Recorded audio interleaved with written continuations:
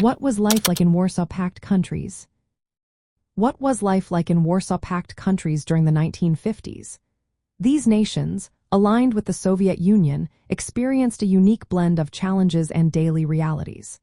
The Warsaw Pact was formed in 1955 and included countries like the Soviet Union, East Germany, Poland, Czechoslovakia, Hungary, Romania, Bulgaria, and initially Albania.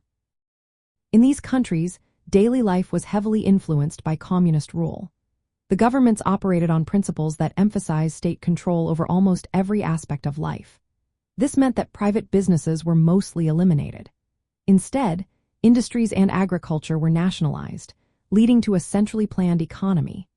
Citizens often faced shortages of basic goods, as production focused more on heavy industry and military needs rather than consumer comforts. Political life was tightly controlled. Ruling communist parties, guided by Moscow, suppressed any dissent. Freedoms such as free speech and a free press were limited.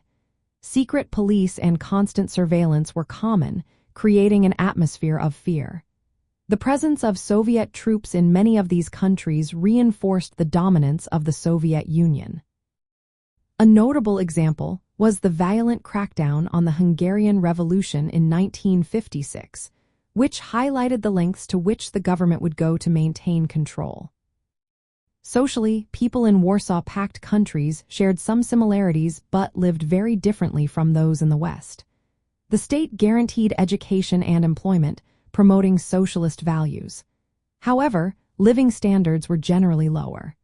Many people lived in basic, crowded apartment blocks that were quickly built to accommodate urban populations. Culturally, there was a mix of state-approved art and literature that promoted socialist realism.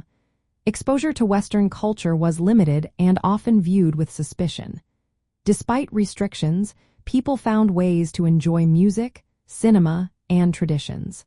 Many nostalgically recalled pre-war customs and folk traditions. From the perspective of Americans in the 1950s, life behind the Iron Curtain seemed austere. The Warsaw Pact symbolized Soviet control and military threat during the Cold War. It represented a world where individual choice was often secondary to state ideology. The fear of conflict loomed large in the minds of many.